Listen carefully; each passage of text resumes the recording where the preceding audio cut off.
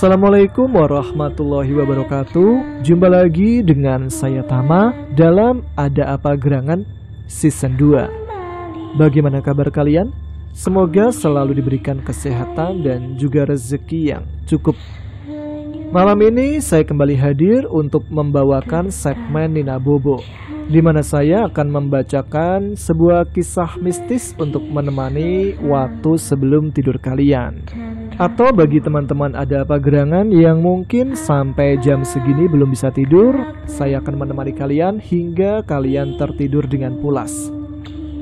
Dan episode kali ini, saya akan membacakan sebuah cerita pendakian mistis yang dialami oleh Ali dan teman-temannya ketika mendaki ke Gunung Arjuna. Nah, seperti apa ceritanya? Bagi yang penasaran, kita langsung saja simak. Teman-teman Ada Apa Gerangan, ceritanya mulai dari sini.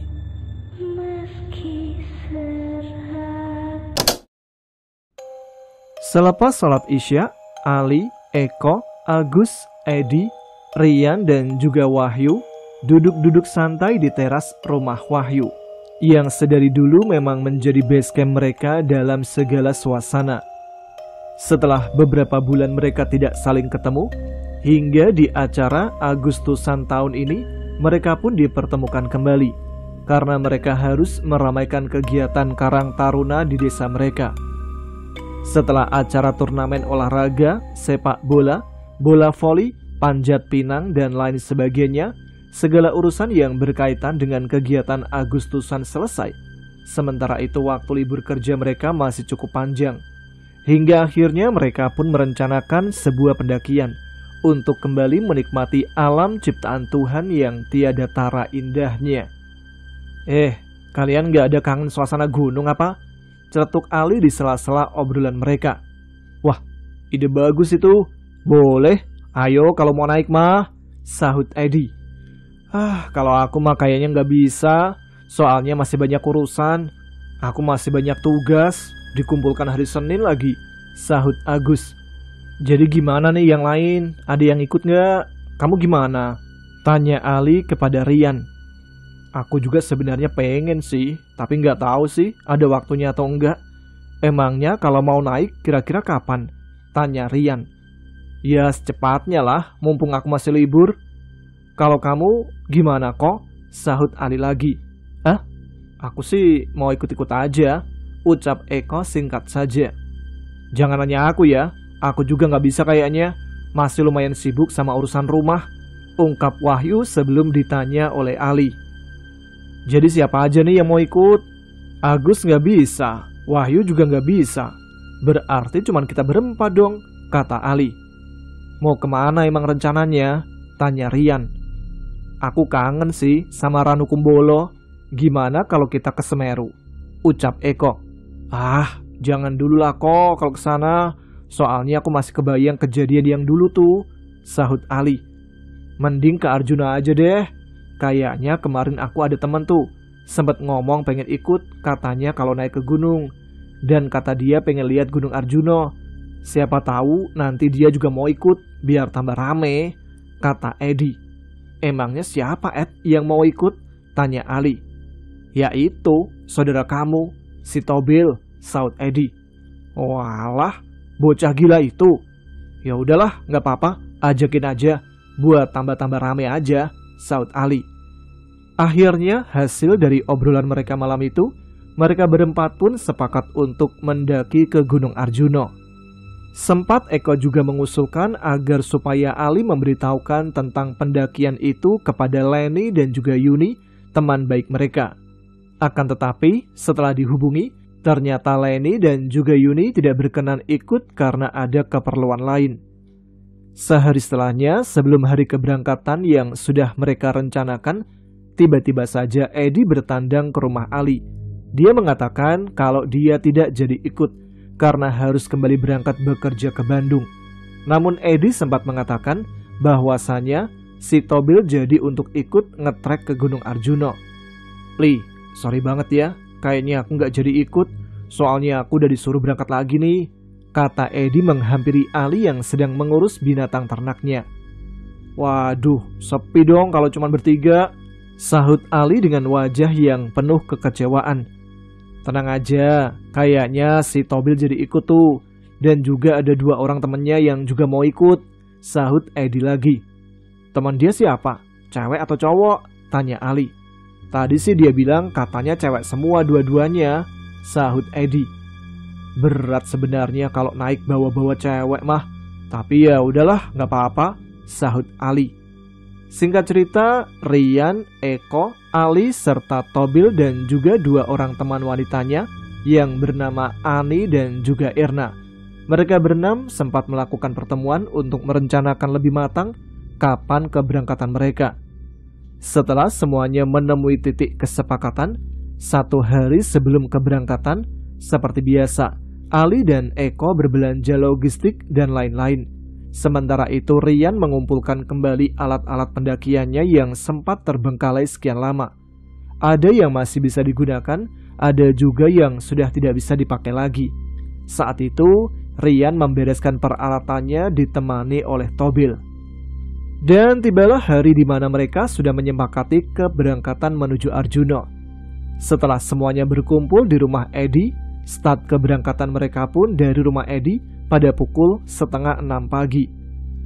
Rian dan juga Ali berboncengan, sementara itu Edi bersama dengan Tobil membawa motor masing-masing, karena memang mereka berdua harus menjemput Erna dan juga Ani, yang kebetulan mereka tidak satu desa, namun desa mereka dilewati oleh Ali dan rombongan, jadi sekalian lewat. Dan sebelumnya kedua perempuan itu pun sudah dijanjikan untuk menunggu di tempat yang sudah mereka tentukan. Setelah semuanya terkumpul 6 orang, mereka mulai masuk ke jalan utama dan menuju Gunung Arjuna. Estimasi dari Trengguli, kota Demak, menuju ke pos pendakian Gunung Arjuna via Tretes, kurang lebih 7 jam perjalanan menggunakan sepeda motor. Memang perjalanan yang lumayan cukup jauh. Akan tetapi yang namanya petualangan tentu bukan hanya menikmati perjalanan saat pendakian menuju puncak gunung. Mereka juga menikmati di setiap perjalanan menuju ke sebuah gunung. Tidak jauh halnya merasakan seperti perjalanan San Mori. Mereka pun terus melajukan sepeda motornya dengan kecepatan rata-rata 60 hingga 80 km per jam, tergantung posisi dari jalan yang mereka lewati. Hingga sampai akhirnya, mereka tiba di pos pendakian via Tretes pada pukul 6 sore, atau bersamaan dengan waktu maghrib. Setelah tiba di sana, mereka pun langsung mencari musola untuk mereka segera melakukan sholat maghrib. Sebelum nantinya, mereka langsung menuju ke pos untuk melakukan registrasi. Setelahnya, mereka langsung menuju ke pos pendakian. Awalnya, mereka meminta izin untuk naik malam itu. Akan tetapi, tidak disetujui oleh pihak basecamp karena alasan keamanan. Hingga akhirnya, mau tidak mau, mereka pun harus menginap menunggu besok pagi. Jadi malam itu mereka mendirikan tenda di sekitaran base camp untuk sekedar beristirahat. Di sana mereka sempat mampir ke sebuah warung untuk sekedar minum kopi dan ngobrol-ngobrol. Tapi di sana Ali merasa agak ada sedikit kejanggalan. Manakala sedang duduk di warung, tidak jauh dari arah tenda mereka, Ali melihat ada sesosok perempuan berbaju putih, seperti orang-orang zaman dahulu dengan menggunakan pakaian adat Jawa. Perempuan itu terlihat mengacungkan tangan ke arah salah satu perempuan yang ikut bersama mereka, yaitu Ani. Akan tetapi, Ali mengabaikan hal tersebut. Dia tidak terlalu mau ambil pusing dengan hal-hal semacam itu, karena memang sudah terlalu banyak sesuatu yang gaib yang dia alami selama dalam pendakiannya dulu. Dan malam itu pun berlalu terasa begitu cepat hingga pagi pun tiba. Mereka pun langsung beres-beres merapikan tenda mereka. Setelah semuanya siap, mereka mengisi daftar dan membayar simaksi.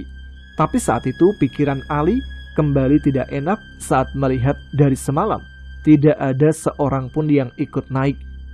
Pagi itu pun sama, melihat daftar pendaki yang hanya berisikan namanya dan nama kawan-kawannya. Tapi lagi-lagi tak terlalu ia pikirkan. Ali memilih untuk melanjutkan perjalanan dengan membuang jauh-jauh pikiran negatifnya. Dia berpikir mungkin saja jalur pendakian yang ramai saat ini adalah jalur pendakian ke Gunung Arjuna via Sumber Brantas, sementara untuk via Tretes masih sangat sepi. Perkiraan sekitar jam 8 pagi mereka baru berangkat. Di jalan tidak ada kejadian apapun, sampai Ali merasa Tobil menyenggol lengannya, sembari menunjuk ke arah semak-semak. Ali pun mengikuti arah telunjuk Tobil, namun ia tak melihat apapun juga. "Cewek tuli." "Ya Allah Gusti, cantiknya," ucap Tobil. Ali yang lebih teliti melihat ke arah yang ditunjukkan oleh Tobil pun akhirnya faham. "Masya Allah, semok banget Bil. Emanglah bodinya cool. Seleramu emang luar biasa Bil," ucap Ali yang melihat ke arah monyet yang tengah bertengger di ranting kayu. Dan seketika sebuah jitakan mendarat tepat di kepala Ali. "Haso, bukan monyet, tapi itu loh," sahut Tobil yang masih menunjuk ke arah semak-semak. Namun Ali tak melihat apapun di semak-semak itu. Tak ada perempuan yang dimaksud oleh Tobil. Tapi karena Ali berpikir Tobil tengah mengerjainya, ia pun menanggapinya dengan melambai-lambaikan tangan ke arah semak-semak bak orang gila yang tengah melambai pada angin. Rian pun terkekeh geli. Mungkin dia pikir kalau Tobil sudah berhasil mengerjai Ali saat itu. Namun berbeda dengan Tobil. Dia terlihat nampak tidak senang karena merasa apa yang ia lihat memang benar-benar nyata. Tapi sekali lagi, Ali tak mau menanggapi dan memilih untuk meneruskan perjalanan. Saat di perjalanan, gerimis mulai turun. Ali pun menginstruksikan kawan-kawannya untuk segera mengenakan mantel. Untungnya sebelum keberangkatan, Rian mengingatkan Ali untuk membawa mantel apapun cuacanya. Dan setelah berjalan cukup lama, akhirnya mereka pun sampai di posko Kokopan. Itu adalah pos 2-nya Gunung Arjuna via Tretes. Karena lelah dan membawa 2 perempuan, mereka pun beristirahat sebentar. Ali melihat di sana ada beberapa pendaki. Mereka pun tengah sibuk bercerita. Ada yang menghisap rokok, juga menengguk kopi. Namun lagi-lagi tak ada yang saling bertukar puisi. "Monggo mas," sapa Rian dengan ramah. Ali pun kala itu sudah bersiap dengan senyum Pepsodennya, menampilkan gerak giginya yang lupa ia gosok tadi pagi. Tapi saat disapa, tak ada satu orang pun yang menjawab atau menoleh. Entah terlalu sibuk dengan obrolannya atau memang suara Rian tidak terdengar. Yang pasti mereka seperti tidak melihat rombongan Ali. Karena tidak mau memperpanjang, mereka pun sedikit menjauh dan segera mungkin melakukan apa yang perlu dilakukan. Ali sendiri sudah mengeluarkan rokok, sedangkan Ani dan Erna sedang memasak air. "Pisang dari Pak Desamo mana?" tanya Ali. Mengingat sebelum mereka berangkat, Pak Desamo, salah satu pemilik warung, membekali mereka dengan 1 sisir pisang. "Nih, sama aku," ucap Rian, mengeluarkan 1 sisir pisang. Kemudian Ali membagi-bagikan pisang itu per orang, ia beri 2 biji. Sembari makan 1 pisang, Ali sibuk mengamati Tobil yang sedari tadi melamun sembari senyum-senyum. Entah apa yang sedang ia bayangkan. Ali pun mengeplak kepalanya yang membuat Tobil agak kesal menatap ke arah Ali. "Woi, ngapain sih ngelamun terus? Kalau kamu ngelamun terus, nanti dibawa kamu sama perempuan yang kamu lihat tadi. Baru tahu rasa kamu," ucap Ali. "Biarinlah, orang ceweknya cantik be," celetuk Tobil. Jaga mulutmu. Ini lagi di gunung, bukan di pasar. Hati-hati kalau bicara," ucap Rian memandang Tobil dengan agak kesal karena tidak suka. Tapi bukannya meminta maaf atau meralat kata-katanya, Tobil malah membuang muka. Setelah puas beristirahat, mereka pun kemudian melanjutkan kembali perjalanan. Saat mereka hendak melanjutkan perjalanan, kembali menyapa para pendaki tadi. "Mas, duluan ya," ucap Rian. Namun entah dendam apa, pendaki dan rombongannya itu masih tidak menjawab. Namun ada satu pendaki yang menatap ke arah mereka. Ia tersenyum, tapi tidak ada sepatah kata pun yang keluar dari mulutnya. Dia pun menatap ke arah Ali. Namun sepertinya tatapannya kosong seperti tatapan orang melamun. Tatapannya mengarah ke arah Ali sembari tersenyum. Sungguh perasaan Ali lebih memilih mereka mengabaikan dan kawannya seperti tadi. dibandingkan menatap dengan cara menyeramkan seperti itu. Walau Rian sedikit terkejut, dia menginstruksikan untuk lanjut berjalan. Walaupun sedikit samar, Ali merasakan bahwa Rian pun ternyata juga merasakan sedikit kekhawatiran. Bagaimana tidak? Daftar pendaki saja, hanya rombongannya saja. Lantas, siapa yang mereka ajak bicara barusan? Rintik hujan kembali datang saat mereka melanjutkan perjalanan. Hawa dingin pun kian menusuk. Mereka terus berjalan dalam suasana yang cukup hening.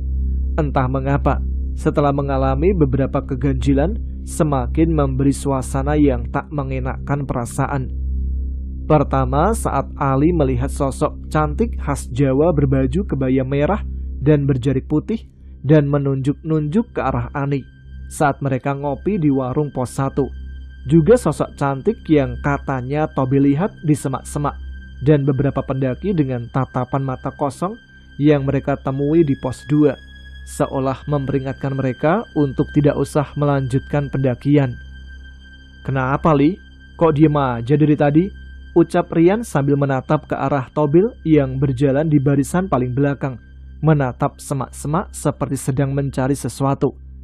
Ali pun yang faham mencoba menenangkan Rian. "Udahlah Yan, biar aku yang jalan di barisan paling belakang sambil ngawasin Tobil.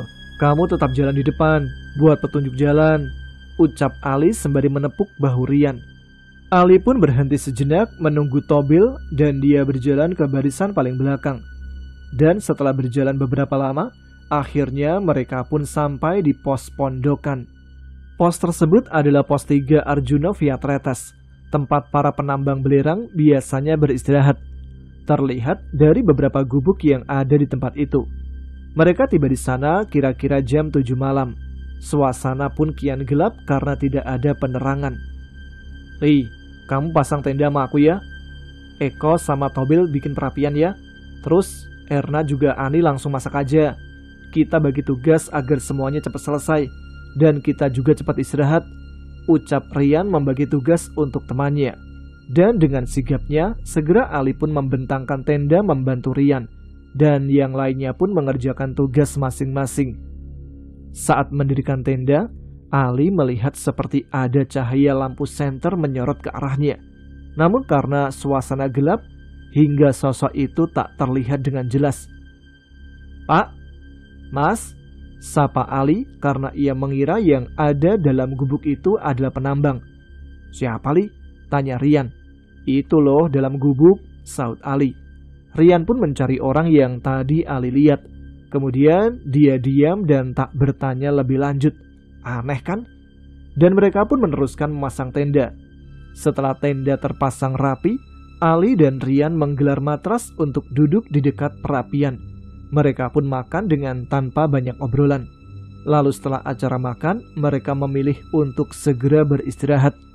Namun karena belum mengantuk, Ali lebih memilih menghangatkan diri di dekat perapian.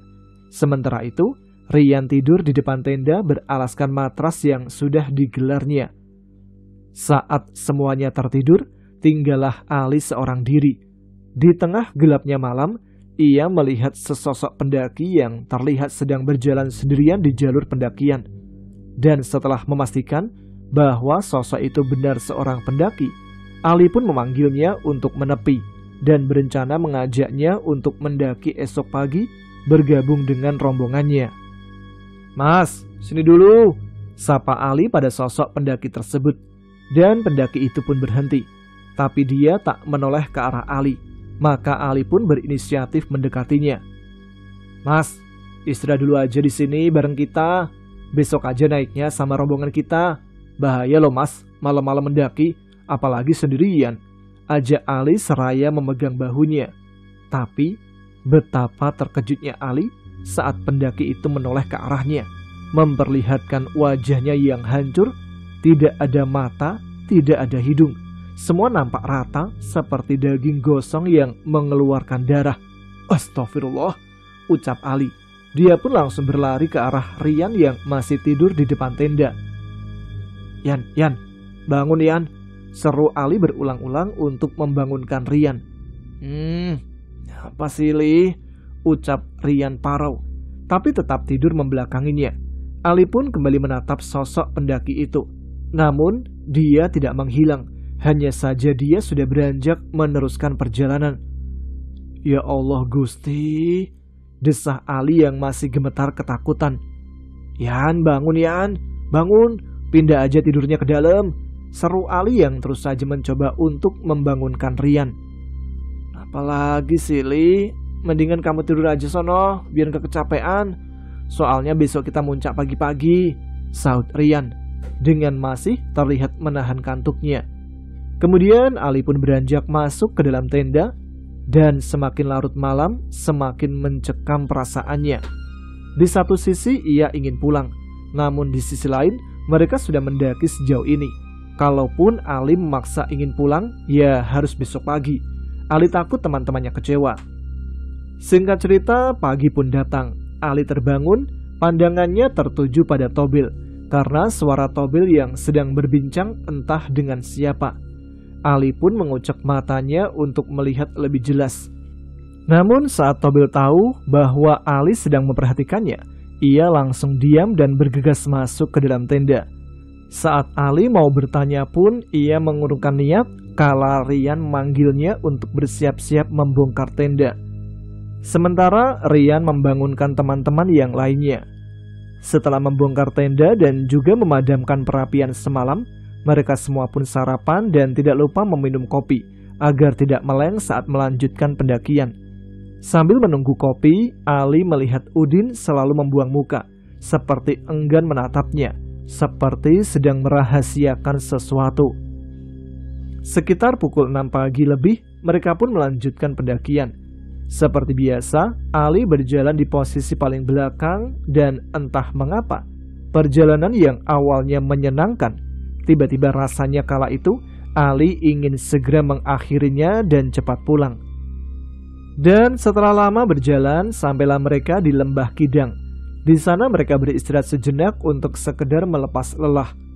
Fokus Ali kala itu teralihkan pada sosok pendaki yang ia perkirakan berumur 40-50 tahunan.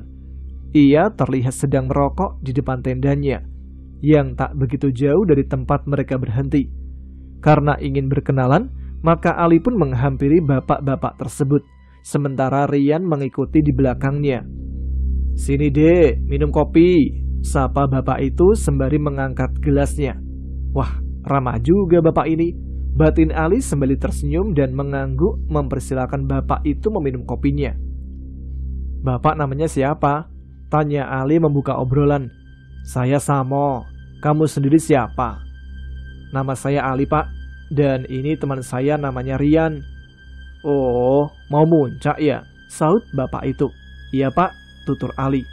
"Ya sudah, yang hati-hati ya. Di gunung ini kan baru saja kebakaran, jadi jangan buang puntung rokok sembarangan. Dan jangan ngomong yang aneh-aneh, dijaga tata keramanya. Kalau gunung terbakar karena ulah manusia, penunggunya akan lebih sensitif sama pendaki," kata bapak itu panjang lebar. Akhirnya terjawab sudah rasa penasaran Ali selama ini. "Pantas saja kita sering diganggu penunggu sini," batin Ali. "Iya Pak, makasih nasihatnya. Bapak sendiri mau naik atau turun?" tanya Ali. "Saya naik. Semalam ketemu kamu juga kan di pos pondokan. Tapi saya hanya kuat sampai sini. Maklum, sudah tua," ucap bapak itu sembari tersenyum penuh misteri. Ali yang mendengar itu pun sontak merinding bukan main. Yang ia lakukan saat itu langsung mundur dan langsung berpamitan. "Maaf Pak, saya mau pamit lanjut perjalanan," kata Ali. Kemudian bapak itu pun hanya tersenyum penuh arti. Ali pun bergegas menjauh dari bapak itu yang diikuti Rian yang terus bertanya tentang bapak tersebut. Namun Ali acuhkan. Masih terekam jelas dalam ingatannya akan wajah hancur yang ia temui semalam. Entah semalam ia yang terbawa halusinasi, atau memang sosok bapak tadi yang menampakkan diri dalam wujud bagusnya. Namun entahlah, Ali pun merasa tidak tahu pasti. Namun yang ia tahu bahwa makhluk halus itu bisa berubah-ubah wujud sesuka hatinya. "Dah apa sih Li? Kamu kok kayaknya ketakutan?" tanya Rian sambil berlari kecil menyamakan langkah kaki dengan Ali. "Yan, sebenarnya Aku pengen kesini tuh sekedar pengen buang penat dan rasa kangenku pada gunung. Tapi, udahlah, ujar Ali lesu. Bagaimana ia tidak lesu? Karena setiap jalan selalu saja merasa tidak tenang. Setiap berhenti di suatu tempat, ia selalu merasa dihantui. Padahal dia tidak bermaksud mengganggu mereka. Apalagi bermaksud membuat rusuh di gunung ini. Sungguh tidak ada niat sama sekali. Namun entah kenapa, Ali merasa bahwa dirinya lah yang selalu diganggu. Tapi semua unek-unek dalam perasaannya tidak Ali utarakan karena Rian masih berpikir tentang ucapannya. Li, jadi gini loh. Kamu itu fokusin aja pikiran kamu sama pendakian. Kamu gak usah mikirin hal-hal yang aneh-aneh. Jauhkan sugestimu tentang sesuatu yang tak kasat mata. Biar kamu itu lebih fokus. Kamu lebih tenang gitu loh. Intinya, kamu itu gak usah berpikiran yang aneh-aneh. Udah itu aja, ucap Rian panjang lebar. Ali yang faham cuma mengangguk kemudian. Mereka pun menghampiri teman-teman yang lainnya untuk segera melanjutkan perjalanan. Seperti biasa, Ali berjalan di posisi paling belakang, sembari mengawasi gerak-gerik Tobil. Karena saat itu, mereka hanya berenam tanpa ada pendaki lain. Maka mereka harus pintar-pintar menjaga satu sama lain. Dan tidak begitu lama berjalan, sampailah mereka di puncak tanpa ada gangguan apapun. Panorama lautan awan terlihat begitu indah di mata, membuat Ali berdecak kagum sedari tadi. Tak lupa juga mereka ucapkan rasa syukur pada Tuhan Yang Maha Kuasa, karena sudah diberikan kesempatan untuk sampai di puncak Arjuna. Namun, selagi asik mengagumi keindahan alam yang tersaji, terdengar suara tawa asing yang langsung membuat bulu kuduk Ali merinding. Sumber suaranya pun tepat di belakangnya. Namun saat ia balikkan badan, tak seorang pun yang ia temui. Astagfirullah, desah Ali lirih karena merasa kembali dikerjai. Sekitar pukul 4 sore, mereka pun menuruni puncak dan sudah terlalu sore untuk turun pulang. Sebenarnya Ali ingin kembali bermalam di pondokan, mengingat di Lembah Kidang sempat ia temui pendaki tua yang penuh misteri. Yan, kita ngecampnya di pondokan aja ya, kata Ali. Gini loh Li, kalau kita camp di pondokan, bisa-bisa kita kemalaman di jalan. Kita kayaknya di Lembah Kidang aja ya, kata Rian meminta persetujuan Ali. Ali pun kala itu hanya bisa mengangguk tanpa ada sanggahan. Kalaupun Ali bilang tidak, maka ia yakin yang lain pun akan tetap ngecamp di sana. Jika kemalaman di jalan pun, Ali merasa sedikit takut karena akan lebih sering diganggu kalau malam hari. Sesampainya di Lembah Kidang, Ali merasa sedikit takut kalau ia kembali menemui pendaki bapak-bapak itu tadi. Tapi ternyata dia sudah pergi dan entah kemana perginya. Ali dan Rian segera memasang tenda. Tobil dan Eko pun membuat perapian, sementara Erna dan Ani langsung memasak. Semua terasa lebih cepat karena sudah tahu tugas masing-masing. Saat sedang memasang tenda, kembali Ali dibuat jengkel karena ada yang melemparinya dengan kerikil. Kampret, iseng banget sih, kata Ali pada Tobil yang berada di belakangnya. Kenapa sih kamu Li? Nuduh aku terus, sahut Tobil. Karena kesal, Ali pun memilih diam karena enggan berdebat lebih panjang. Dan setelah semua tugas selesai, mereka pun merapatkan duduk di dekat perapian.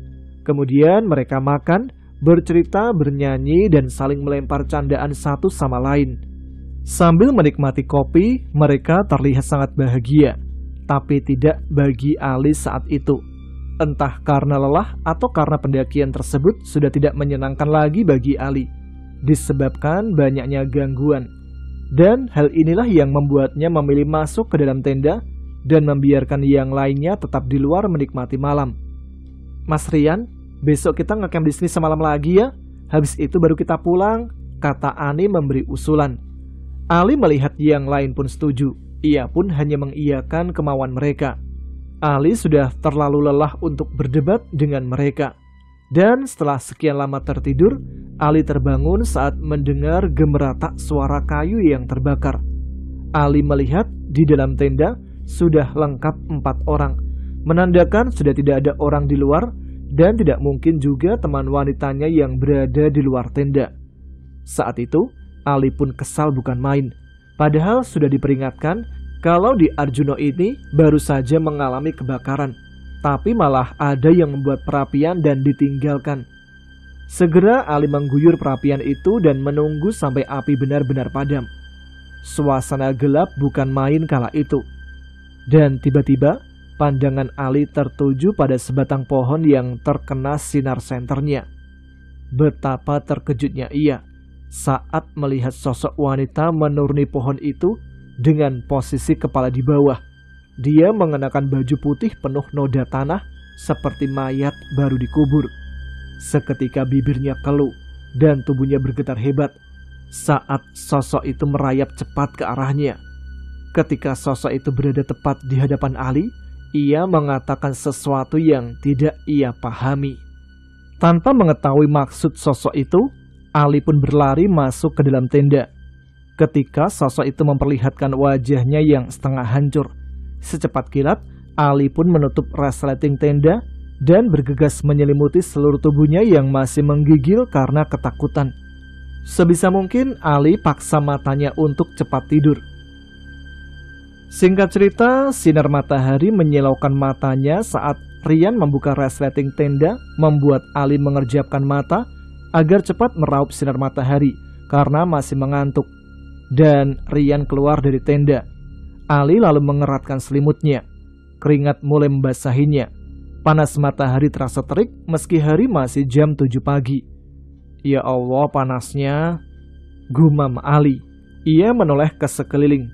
Dia pun mendapati Tobil di sebelahnya. Saat Ali lihat, Tobil terlihat menatap kosong ke arah langit-langit tenda.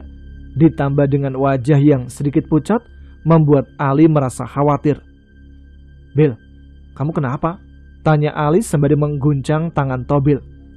"Astagfirullah, badanmu panas banget, Bil," ucap Ali yang kala itu memegang tangan Tobil. Panasnya badan Tobil tidak seperti panas orang yang sedang demam pada umumnya, tapi panas seperti sesuatu yang sedang terbakar. Namun saat Ali hendak bertanya lagi, Tobil malah berganti menatapnya dengan tatapan tajam. Entah kenapa lagi anak itu. "Harusnya kamu tidak mencampuri urusanku," ucap Tobil dengan intonasi suara yang berbeda dari biasanya. "Siapa kamu? Aku merasa nggak pernah mencampuri urusanmu," ucap Ali yang terkejut, bertanya balik kepada sosok yang merasuki Tobil. "Anak ini harus menjadi milikku. Dia calon suamiku," ucap sosok itu lagi. "Gila kamu, dia ini manusia, bukan dari bangsamu," ucap Ali terbelalak karena kaget dan ngeri. "Dasar makhluk nggak waras, bisa-bisanya dia memilih Tobil untuk jadi suaminya. Dasar makhluk nggak tahu diri," rutuk Ali dalam hati. Karena memang dia sudah merasa selalu dihantui makhluk penghuni gunung ini. Bukan respon takut, malah kini Ali merasa kesal. Namun ketika Tobil mau menjawab, sebuah suara dari luar menghentikan niatnya. "Mas Tobil, Mas Ali, masakannya udah matang," ucap Ani memanggilnya dari luar. Ali pun berlari menghampiri teman-temannya. Yang terfikir saat itu, dia harus segera pulang hari itu dan tidak mau diundur-undur lagi.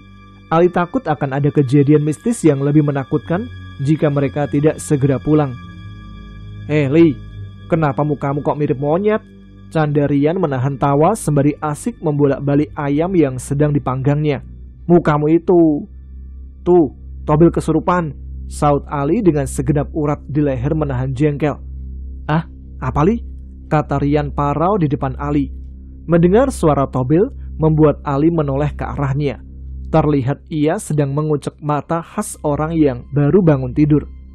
"Kamu beneran Tobil kan?" tanya Ali. "Terus apa? Kambing?" "Ya akulah, kenapa emangnya? Kebanyakan minum komik kamu ya?" jawab Tobil sambil tertawa, seakan tidak terjadi apapun. "Kurang tidur kali Mas Ali," ucap Ani sambil tertawa. "Sialan," ucap Ali dalam hati karena merasa dikerjai. Tapi ada juga terlintas perasaan bingung. Apa aku berhalusinasi ya? Apa semua yang ku alami karena ada perasaan takut atau karena khayalan yang seolah nyata? Entahlah. gerutu Ali dalam hatinya. Semua itu membuatnya seolah jadi gila. Habis ini kita langsung pulang aja ya, ucap Ali tiba-tiba. Jangan nyebelin deh, itu kita udah jauh-jauh sampai sini. Masa langsung pulang? Kita main game aja gimana? Astagfirullah, keluh Ali dalam hati. Ali mencoba untuk melapangkan dada dan selalu mencoba untuk berpikir sejernih mungkin. Berpikir kalau semua yang telah terjadi adalah khayalannya semata, karena sudah berprasangka buruk terhadap gunung ini. Ya sudah, mau main game apa? Mau main kartu? Ayo, mumpung banyak tanah basah nih. Kalau kalian kalah, tak kasih semua ke muka kalian, ucap Ali kesal. Kamu kok gitu sih, Li? Kata Tobil. Terus apa gamenya? Ucap Ali. Peta umpet? Kata Ani. Hah? Sahut Ali keheranan. Udah tua kok mainnya peta umpet, dalam hatinya. Namun seperti tak sependapat dengan Ali, teman-temannya pun menatap ke arahnya dengan tajam dan terlihat sebal kepada Ali. Bukankah itu ide gila, main peta umpet di tengah hutan belantara? Namun sepertinya mereka tak peduli. Oke, kalau kalian ingin main peta umpet, tapi aku nggak mau ikut, sahut Ali. Ali pun cuek, terserah dengan tatapan mereka yang menyebalkan itu. Dibanding dengan main game konyol itu, Ali lebih memilih untuk menontonnya, sembari makan roti juga menenggak kopi. Ngomong-ngomong, kamu dapat ayam dari mana, Yan? Tanya Ali. Kebetulan, Rian pun lebih memilih terus memanggang ayam yang entah dia dapat dari mana. Aku timpuk tadi, soalnya dia muterin tenda, ucap Rian santai. Namun tidak dengan Ali. Ia berpikir, bukankah pamali membunuh hewan di tempat seperti ini? Udahlah, toh bukan aku juga pelakunya, dalam hati Ali. Sembari memakan roti, Ali terus mengawasi mereka yang tengah asik bermain peta umpet. Gelak tawa pecah terdengar nyaring saat Tobil tertangkap dan menggantikan Erna yang berjaga. Dari hitungan ketiga, mereka berhamburan mencari tempat yang aman untuk bersembunyi. Namun, fokus Ali kala itu terus mengawasi Tobil yang berlari terlampau jauh. Ali yang khawatir pun bergegas menyusulnya dengan cepat, melewati sela-sela pohon kembar yang Tobil lewati tadi. Setelah dapat, Ali pun langsung menegurnya. Weh Bil, gak usah jauh-jauh juga larinya, ngapain sih kamu? Orang mereka ngumpetnya deket sini kok, tegur Ali. Kena kamu, ucap Tobil dengan suara yang persis waktu di dalam tenda. Kemudian Ali mengedarkan pandangannya ke sekitar untuk mengingat jalan yang tadi ia lalui. Karena takut, Ali pun segera berlari menjauh sambil mengingat jalan tadi. Sampai akhirnya ia pun tiba kembali ke tenda. Terdengar Ani teriak-teriak memanggil nama Ali dan juga Tobil. Ali pun terkejut. Padahal seingatnya baru 5 menitan meninggalkan mereka. Dan lebih membuat Ali ternganga adalah mereka seolah tak melihatnya yang berdiri tidak jauh dari mereka. Woi, aku di sini, ucap Ali keras seraya mendekat ke teman-temannya. Namun sangat aneh saat mereka tak mendengar teriakannya. Ali pun mendekati mereka. Karena kesal, Ali mencoba menyentuh salah satu di antara teman-temannya. Tapi alangkah terkejutnya, seolah ada tabir penghalang saat Ali hendak menepuk pundak Ani. Degup jantung Ali seketika berpacu sangat kencang. Sempat terpikir dalam benaknya. Apa aku udah mati? Tapi kapan matinya? Di mana? Dan karena apa? Perasaan aku tadi hanya berlari dan gak ada peristiwa tragis. Kecuali Tobil yang kutemui bersuara asing, gerutu Ali. Namun tiba-tiba matanya terfokus saat beralih pada sosok di belakang Ani. Kini Ali bisa melihatnya dengan jelas. Sosok yang ia temui di pos 1 sebelumnya. Sosok cantik khas Jawa, memakai jarik putih dan berkebaya merah. Sosok yang memandang tajam, namun wajahnya tak terlihat dengan jelas. Astagfirullah, dia ternyata pengawal Erna. Ternyata benar dugaan Ali. Jika Erna lah yang dimaksud. Ia pun mendekati dan hendak bertanya kenapa sekarang ia bisa melihatnya. Toh sosoknya cantik dan juga tidak menakutkan. Namun, belum sempat Ali bertanya lebih jauh. Dia menatap tajam ke arah Ali sambil berkata, "Aku tidak ikut campur," ucap sosok wanita itu. Ali pun bingung menelaah maksud dari kata-kata sosok itu. Sampai-sampai ia lupa kalau Tobil pun ikut hilang. Hingga sebuah tepukan di bahu menyadarkannya. Sontak saja dia pun terkejut manakala melihat Tobil ternyata ada di sana. Mereka saling bertatapan cukup lama. Sampai Tobil pun berkata pada Ali, "Li, kamu bisa melihatku?" ucap Tobil. Setelah memastikan bahwa yang bertanya itu adalah Tobil, bukan sosok yang tadi sempat merasukinya, Ali langsung mengeplak kepalanya sekeras yang ia bisa. "Sial, gara-gara aku ngejar kamu tadi, kita jadi nggak kelihatan sama teman-teman yang lain," kata Ali. Tobil menatap Ali, sendu penuh penyesalan terlihat dari semburat di wajahnya. Tapi Ali tak begitu saja menghapus rasa jengkelnya. Teramat kesal, sampai-sampai ingin rasanya Ali menghajarnya. "Bil, kenapa kamu lari ke semak-semak tadi?" tanya Ali. "Maaf Li, aku tadi ngejar cewek cantik yang kuliah di sana," jawab Tobil lirih sambil menundukkan kepalanya. "Astagfirullah Bil, harus berapa kali aku bilang kalau cewek itu nggak ada," kata Ali mengelus dada. Ali merasa baru kali itu merasa kesal sampai-sampai sesak dadanya. Ali sangat marah hingga ingin rasanya ia memakinya jika keadaan tak segenting waktu itu. Tapi sebisa mungkin Ali tahan. "Apa kamu nggak mikir Bil? Walaupun ada cewek yang kamu katakan itu, terus ngapain dia sendirian di tengah hutan? Mau nanam padi? Harusnya kamu sadar Bil, karena yang bisa melihat itu cuma kamu," kata Ali dengan nafas memburu. "Maaf Li," ucap Tobil lirih.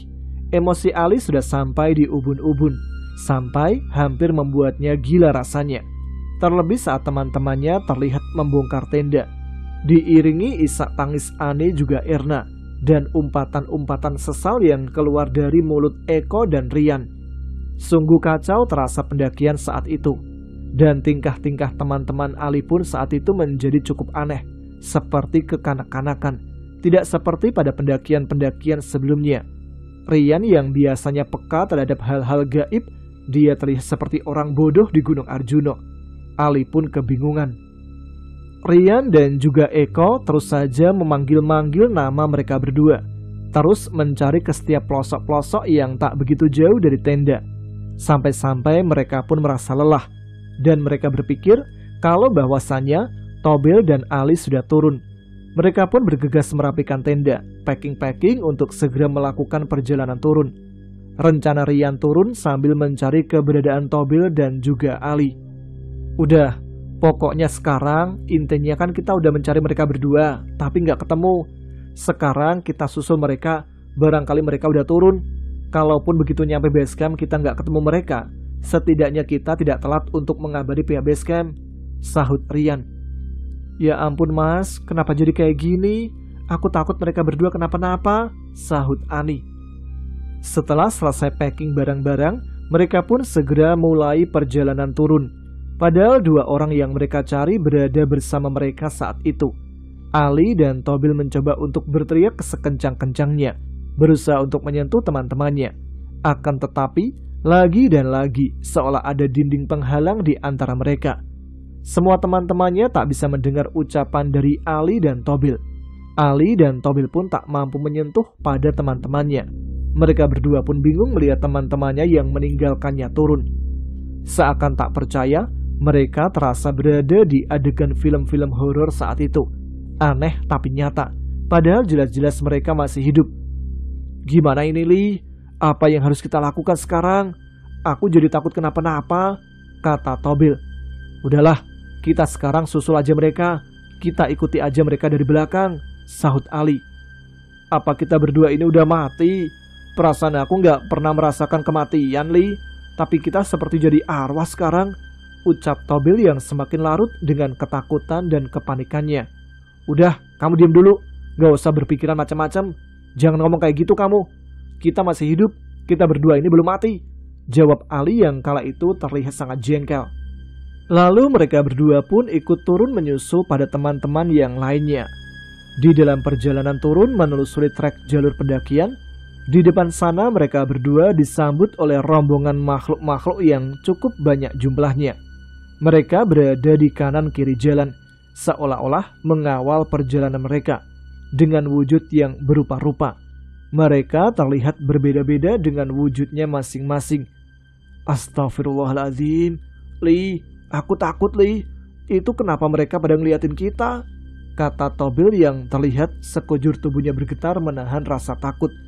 Udah, kamu gak usah takut. Kita lewat-lewat aja. Yakinkan diri kamu kalau nggak ada setan yang mampu membunuh manusia secara langsung, sahut Ali. Saat itu yang dirasakan oleh Ali bukanlah rasa takut, melainkan rasa kesal. Mengingat Ali yang orangnya agak temperamental. Dia pun sempat berpikir dalam hatinya, andai kata sosok-sosok itu adalah manusia, mungkin saja saat ini Ali sudah menghajarnya satu persatu. Karena dari awal pendakian hingga saat itu, hantu-hantu dan seluruh penunggu gunung seolah-olah mengganggunya. Sementara itu, Rian, Eko, Erna dan juga Ani terus berjalan menuruni jalur dengan membawa perasaan hati yang tidak karuan karena dua sahabatnya tidak mereka temukan. Hingga pukul 3 sore, mereka pun akhirnya sampai di pos 3. Di sana, karena tiba-tiba merasakan sakit di kakinya, terpaksa mereka harus berhenti. Pada niatnya mereka akan beristirahat di pos 2 agar tidak terlalu sore untuk sampai ke base camp dan memberitahukan perihal kehilangan teman-temannya. Tetapi yang namanya manusia hanya mampu berencana. Kemudian Erna pun duduk dengan menyelonjorkan kedua kakinya. Lalu dengan sigap, Ani mencoba untuk memijit-mijit kaki Erna dengan menggunakan hot cream. Sementara itu, Rian dan Eko nampak duduk tidak jauh dari mereka berdua sambil mengawasinya. Mereka berdua pun cukup lelah karena harus membawa 2 carrier masing-masing. Gimana Er? Udah baikan belum? Tanya Rian. Cobain deh, kamu berdiri, kata Ani. Lalu Erna pun mencoba untuk berdiri dan perlahan melangkahkan kakinya. Aduh, kayak gak bisa gerak. Gimana dong? Ucap Erna seraya kesakitan menahan kaki kanannya. Coba sini aku lihat, kata Rian sembari mendekat ke arah Erna. Lalu Erna pun kembali duduk. Astagfirullahaladzim, kok ada-ada aja gini ya? Gumam Rian. Emang kenapa Yan? Sahut Eko. Sini coba kamu lihat, ucap Rian. Kemudian Erna pun melihat ke arah betisnya sendiri. Begitu juga dengan Ani dan juga Eko yang ikut melihat ke arah betis Erna. Alangkah terkejutnya mereka di saat melihat betis Erna yang memerah dengan bentuk menyerupai bekas genggaman tangan. Ya Allah, udah, ayo cepat kita terus lanjut. Ini harus segera dibawa turun dari gunung. Kita nggak boleh lama-lama di sini, ucap Eko. Terus gimana mau lanjut? Aku aja nggak bisa jalan, sahut Erna. Udah, biar aku gendong kamu, sahut Eko. Mendengar tawaran dari Eko, Erna pun agak sedikit terbelalak. Mengingat saat itu mereka baru saja kenal. Tentu saja ada perasaan tidak enak dalam hati Erna. Tapi Mas, udah nggak apa-apa, daripada lama-lama di sini, nanti malah kondisinya semakin buruk, sahut Rian. Akhirnya Erna pun digendong oleh Eko menuruni gunung. Memang badan Eko tidak besar, hanya saja postur tubuhnya tinggi. Sedangkan Erna pun badannya cukup langsing, sehingga tidak terlalu berat di punggung Eko. Sementara Rian kini membawa 1 carrier miliknya, 1 milik Ali, dan 1 lagi milik Tobil. Sementara Ani membawa 2 carrier miliknya sendiri dan juga milik Eko. Entah apa yang dirasakan Eko saat itu. Pikiran dalam hatinya sangat kacau. Belum lagi mengingat 2 orang temannya yang tidak ditemukan. Ditambah lagi dengan beban baru, yaitu harus menggendong Erna. Semangatnya bertekad bulat untuk menyelamatkan salah satu dari teman-temannya sangat terbesar saat itu. Dia sangat tidak ingin pulang dengan membawa sesuatu yang tidak seharusnya ia bawa. Mas Rian, kok Mas Eko jalannya cepat sekali ya? Tanya Ani. Iya, aku juga nggak tahu. Kenapa tiba-tiba saja dia begitu? Sahut Rian sambil terus berjalan. Sesaat setelah itu, tiba-tiba saja mereka berdua berpapasan dengan sesosok pendaki yang terlihat berjalan posisi naik ke atas seorang diri. Mau naik Mas? Tanya Rian. Iya. Mas sama mbaknya mau turun? Tanya pendaki tersebut. Iya nih Mas, maaf. Tadi ngelihat teman saya yang di depan yang gendong perempuan gak Mas? Tanya Rian. Perasaan saya nggak papasan sama siapapun, Mas, sahut pendaki itu. Ah, yang bener, Mas. Tapi ya udahlah kalau gitu, lanjut, Mas, kata Rian. Sesaat setelah pendaki itu berlalu, Rian dan Ani pun saling bertatapan. Mereka berdua bingung kenapa pendaki itu tidak berpapasan dengan Eko dan juga Erna. Apa di sini ada jalur lain ya, Mas? Perasaan kita dari kemarin kan nggak ada persimpangan selama naik ya, ucap Ani. Ya Allah, kenapa jadi seruat ini sih? Emang jalurnya cuma satu sih harusnya. Tapi ya udahlah, ayo kita jalan lagi lebih cepat supaya bisa nyusul. Kita jangan berpikiran yang macam-macam dulu. Tetap berpikir positif, kata Rian. Iya, Mas. Mereka berdua pun kembali melanjutkan langkahnya. Kali ini mereka agak sedikit lebih cepat agar bisa menyusul Eko dan juga Erna. Hingga tibalah mereka di pos 1. Di sana mereka pun tidak menjumpai Eko dan juga Erna.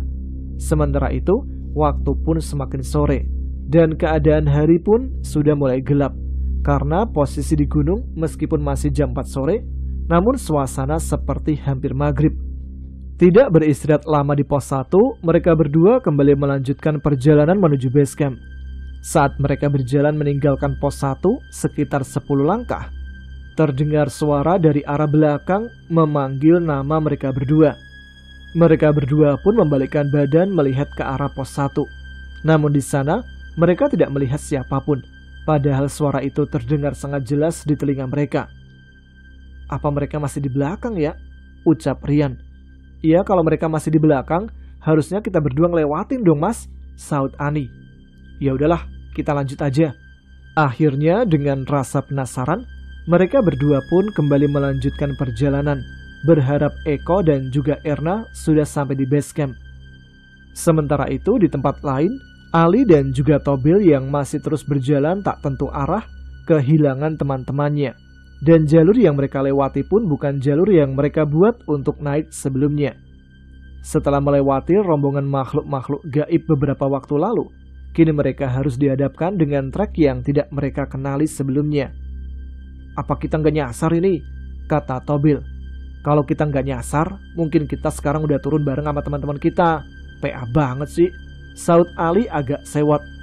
Ya setidaknya kan kita tahu jalur di mana mereka turun, sahut Tobil. Tapi tiba-tiba Tobil berteriak karena saat itu dia berjalan di belakang Ali. Sontak Ali pun menengok ke arah belakang. Alangkah terkejutnya Ali saat itu ketika dia melihat sesosok makhluk yang sedang memeluk tubuh temannya. Sosok itu sangatlah menyeramkan. Mukanya hancur dan nampaknya berjenis kelamin perempuan. Li, tolong Li, aku kenapa ini? Kok aku nggak bisa bergerak? Kata Tobil yang mencoba untuk menggerak-gerakkan badannya, namun dia tidak mampu untuk melangkahkan kakinya. Ali pun saat itu berpikir bahwasanya sosok itu tidak terlihat oleh Tobil. Rasa takut sudah tidak lagi ada di hati Ali. Amarah yang membabi buta membuatnya tak pandang bulu lagi, entah dengan siapa dia berhadapan. Dengan rambut gondrongnya, dia pun menundukkan badannya mengambil sebuah batu yang ada di jalur sebesar kepalan tangan orang dewasa. Lalu perlahan dia mendekat ke arah Tobil sambil menggenggam erat batu tersebut, seakan-akan ingin menghantam sosok yang sedang memeluk Tobil dari belakang. Jadi kamu yang selama ini terus saja menggangguku, ah? Jadi kamu yang membuat pendakian ini jadi kacau. Sini kamu, kata Ali semakin kesetanan melihat setan. Maksud kamu apa, Li? Sadar, Li. Apa kamu mau membunuhku di sini? Ucap Tobil yang terus saja ketakutan sambil menggerak-gerakkan tubuhnya yang sama sekali tak bisa digerakkan.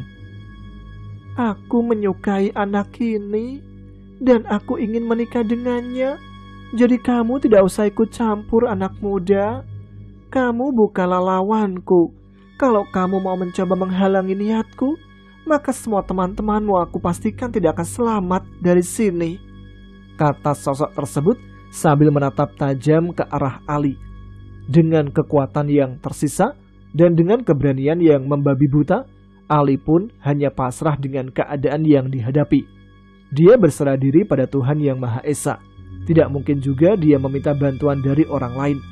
Maka dengan segenap imannya, dengan segenap kepercayaannya, rasa takutnya kepada Allah yang Maha Kuasa, sehingga makhluk yang menakutkan yang berada di hadapannya pun terasa lalat di depannya. Ali pun berkata dengan sangat lantang, goblok, yang namanya jin gak bisa menikah dengan manusia. Jadi jangan harap kau bisa menikah dengan temanku. Lepaskan dia sekarang juga, kata Ali yang sudah tak terbendung lagi amarahnya. Kamu ini ngomong apa sih? Saut Tobil yang sama sekali tidak mengerti dengan apa yang terjadi. Jangan ikut campur urusanku. Cepat tinggalkan tempat ini. Tinggalkan anak ini bersamaku, kata sosok tersebut dengan masih posisi memeluk Tobil. Sementara itu Tobil terus saja meronta-ronta. Tidak ada satupun jin yang bisa mencelakai manusia tanpa seizin Allah, termasuk kamu. Kalau kau anggap aku debu, begitu juga denganku. Kamu adalah putri yang debu dalam debu di mata Allah. Kamu tak pernah berkuasa atas nyawa seseorang, jadi lepaskan dia sekarang. Perkataan Ali saat itu membuat sedikit gentar makhluk tersebut. Tiba-tiba saja makhluk itu mengerang dan terus mengeratkan pelukannya ke arah perut Tobil. Tobil pun semakin merasa kesakitan. Ali mencoba untuk membaca ayat kursi dengan seteguh kekuatan dan keimanannya. Dia pasrahkan seluruh hidupnya saat itu pada Tuhan yang Maha Kuasa. Dan keinginannya pun terkabulkan. Dengan posisi tangan Ali yang diangkat ke atas dengan mengangkat sebuah batu, dia terus melantunkan ayat kursi. Hingga hal tersebut berefek juga pada makhluk yang memeluk Tobil saat itu. Seketika makhluk itu melepaskan pelukannya. Tobil pun langsung tersungkur jatuh ke tanah. Sementara tubuh makhluk itu bergetar dan terus mundur ke belakang. Sementara itu, Ali terus mendekat maju ke arah makhluk tersebut sambil mengangkat batu yang masih tergenggam erat di tangannya. Dengan berteriak takbir, Ali dengan cukup keras melemparkan batu itu ke arah sosok wanita tersebut hingga tepat mengenai kepalanya. Entah kekuatan apa yang datang saat itu, hingga makhluk itu pun mengerang kesakitan. Di posisi itulah Ali memanfaatkan untuk kabur dari tempat itu sambil menarik Tobil. "Bil, ayo lari Bil," seru Ali pada Tobil. Sesaat setelah itu mereka pun lari tunggang langgang meninggalkan makhluk tersebut. Sudah tidak terkontrol lagi entah kemana arah mereka berlari. Hingga tidak lama kemudian mereka berdua dikejutkan dengan sosok yang tiba-tiba muncul di hadapan mereka. Mereka pun menghentikan langkahnya seketika. Ternyata sosok itu adalah sosok bapak-bapak yang Ali temui. Ali pun menjadi merinding seketika.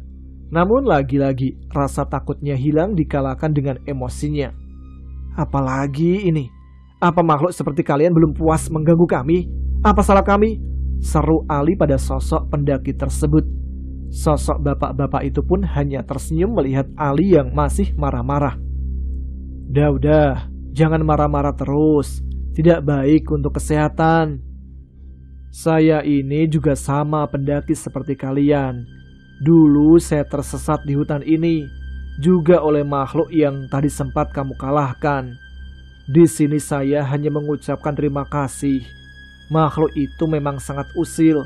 Dia sangat sering mengganggu para pendaki yang hati dan pikirannya kosong.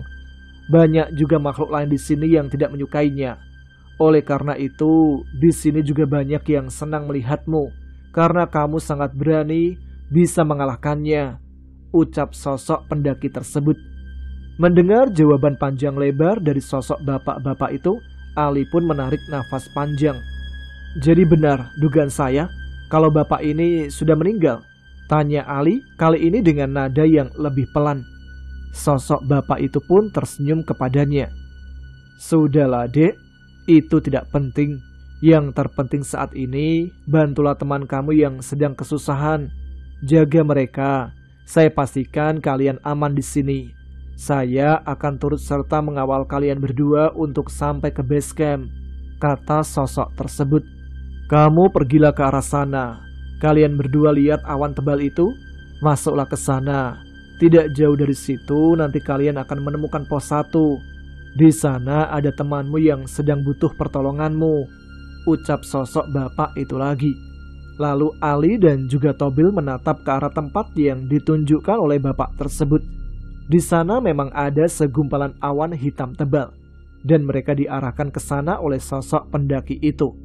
Saat Tobil dan juga Ali membalikkan pandangan kembali ke arah sosok bapak tersebut, tiba-tiba sosok itu sedang menghilang. Astagfirullahaladzim, kemana orang itu? Kata Tobil dengan nada panik. Udah, gak usah terlalu dipikirkan. Sekarang kita ke sana, ucap Ali sambil melangkah. Setelah keduanya melewati awan tebal tersebut, benar saja, mereka sudah berada di sebuah trek yang mereka lalui sebelumnya. Tidak jauh dari sana, mereka melihat sebuah shelter yang ternyata adalah pos 1. Alhamdulillah, ya Allah, terima kasih ya Allah, ucap Tobil antusias. Bil, coba kamu ke depan. Kamu lihat di pos 1 benar atau enggak ada teman kita, kata Ali. Kemudian Tobil pun bergegas melangkah menuju ke pos 1. Sesaat kemudian, loh, Eko, Erna, kalian kenapa? Apa kalian baik-baik saja? Seru Tobil senang bercampur khawatir setelah melihat Erna yang nampaknya tidak baik-baik saja. Ya Allah, Bil, kamu dari mana sih? Kita cari-cari keberadaan kalian, kata Eko. Sesaat Ali pun sampai. Udah Bil, gak usah cerita di sini. Mendingan kita segera turun saja, seru Ali. Dengan sigap, Ali pun langsung menggendong tubuh Erna. Dia berjalan paling depan, disusul oleh Eko dan juga Tobil. Sekitar 20 menit, mereka pun saling bergantian menggendong Erna saat itu. Begitulah kiranya seorang sesama pendaki, harus saling menghargai satu sama lain, harus saling bekerja sama, bisa menahan emosi dan selalu menjaga tutur kata dan sopan santun. Sementara itu, Rian dan juga Ani sampai di pintu rimba. Di sana mereka bertemu dengan sosok pendaki bapak-bapak yang mereka temui di atas. Loh Pak, udah sampai sini? Tanya Rian. Iya Mas, kalian berdua udah turun juga ya? Sahut bapak tersebut. Iya Pak, kami memutuskan untuk turun karena ya pokoknya ada yang gak enak Pak. Ngomong-ngomong, Bapak melihat teman saya nggak? Laki-laki dan perempuan. Dan posisi perempuannya digendong, tanya Rian. Saya tidak melihat siapa-siapa yang turun Mas. Mungkin saja teman Mas masih ada di belakang. Ya sudah, kalau gitu kalian istirahat dulu di sini.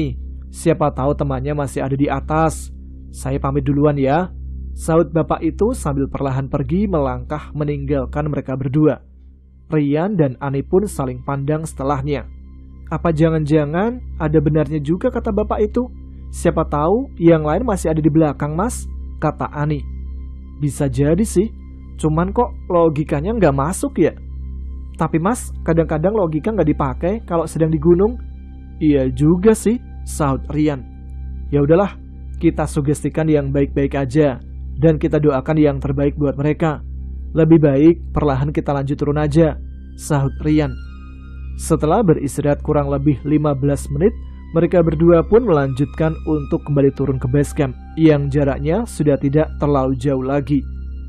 Di saat baru saja melangkahkan kaki, tiba-tiba ada suara dari atas memanggil mereka berdua. Yan! Sontak saja mereka berdua menoleh ke atas.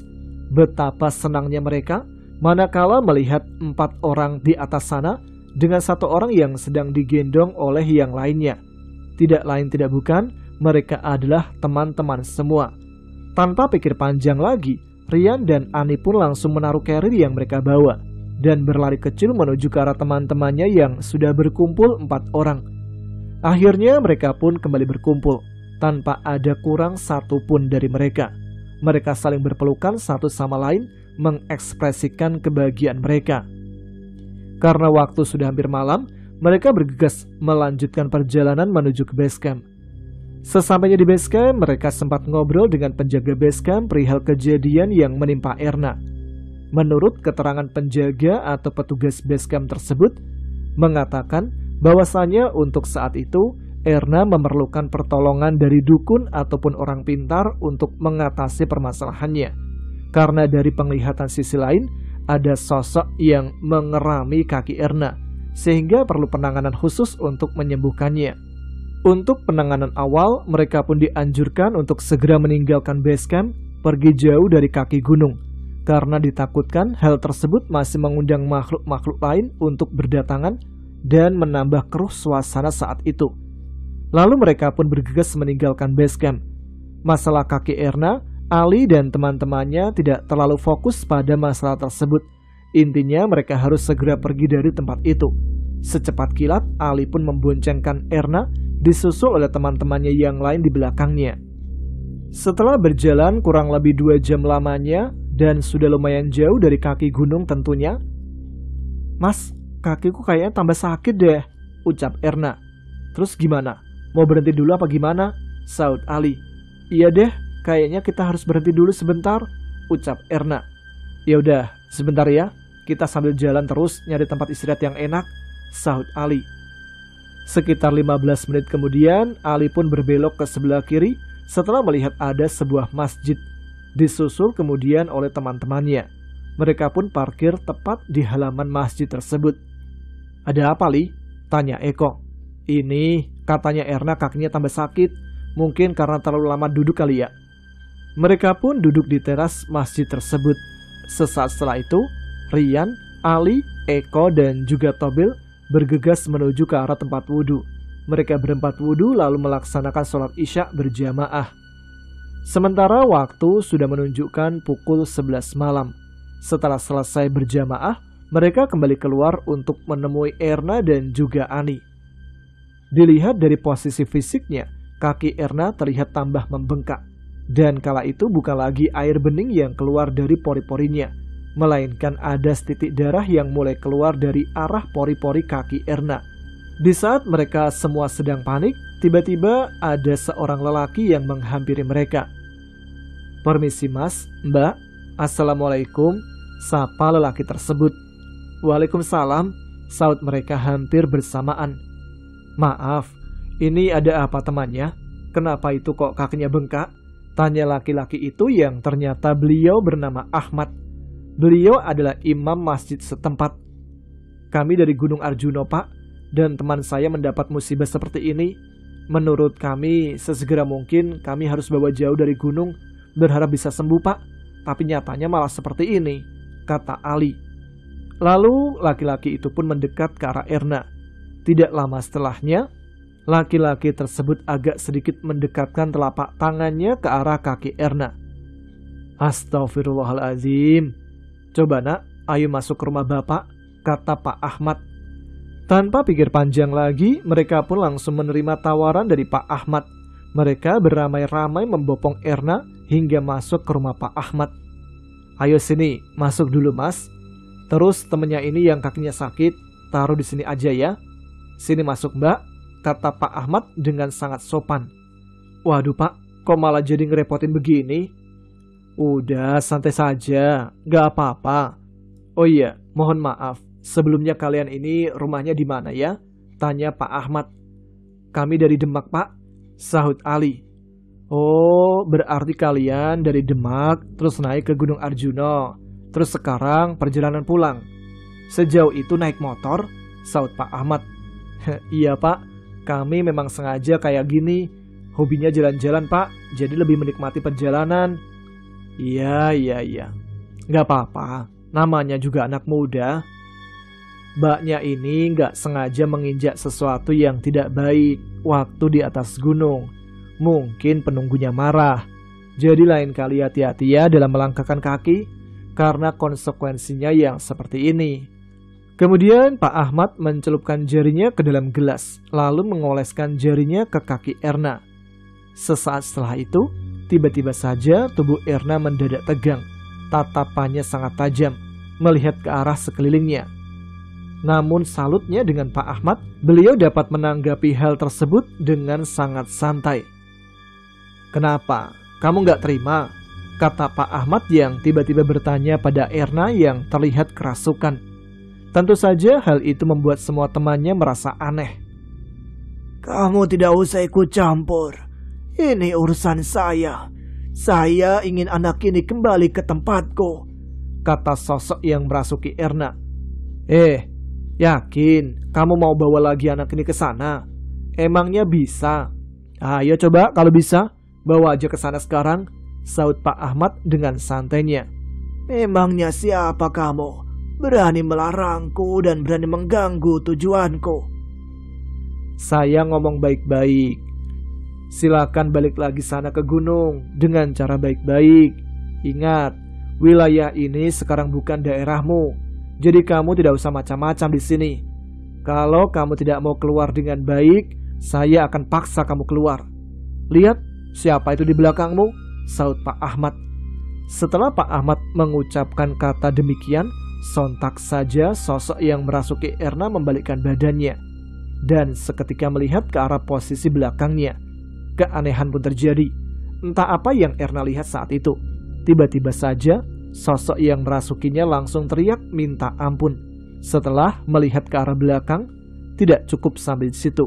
Tiba-tiba dia bersujud, entah di depan siapa dia sedang bersujud. Dan setelah itu, Erna pun ambruk.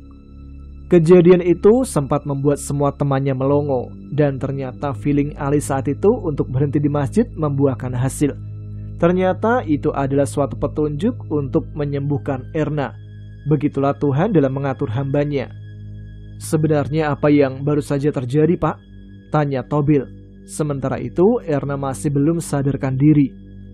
Teman kalian ini diisengin sama makhluk sana. Tapi alhamdulillah sekarang keadaannya udah terkendali. Siapa yang bawa dia ke sini? Kata Pak Ahmad. Awalnya dia minta berhenti, Pak, karena kakinya merasa semakin sakit. Ya saya cuman inisiatif aja, Pak. Oh jadi gitu. Ya sudah gak apa-apa. Yang penting sekarang teman kamu udah baik-baik ya. Ya sudah, itu diminum dulu tehnya. Tapi Pak, nanti kalau kami pergi dari sini, apa makhluk itu mengganggu kami lagi, Pak? Insya Allah dia tidak akan berani lagi. Sekarang dia udah balik lagi ke gunung. Mudah-mudahan dengan izin Allah dia tidak ingin kembali lagi, sahut Pak Ahmad.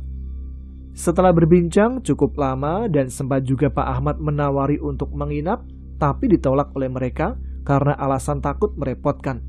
Sementara itu, Erna pun tersadar dari pingsannya dan mendapati kakinya sudah kembali normal. Dia pun tak merasakan kesakitan lagi. Setelah kondisi Erna dan rasa lelah mereka terobati, mereka berpamitan pada Pak Ahmad untuk melanjutkan kembali perjalanan pulang menuju ke Demak. Dan itu dia kisah Nina Bobo yang bisa saya bacakan untuk malam ini. Sebuah pendakian mistis. Jarang-jarang ya saya menceritakan kisah pendakian untuk segmen Nina Bobo. Jadi semoga kalian semua saat ini udah bobo dengan cantik ya. Karena udah pada bobo, saya perlu penutup lagi nggak ini? Langsung aja lah ya, saya Tama harus pamit. Sekian cerita kali ini. Terima kasih sekali lagi. Selamat malam, selamat beristirahat, selamat bermimpi indah. Wassalamualaikum warahmatullahi wabarakatuh.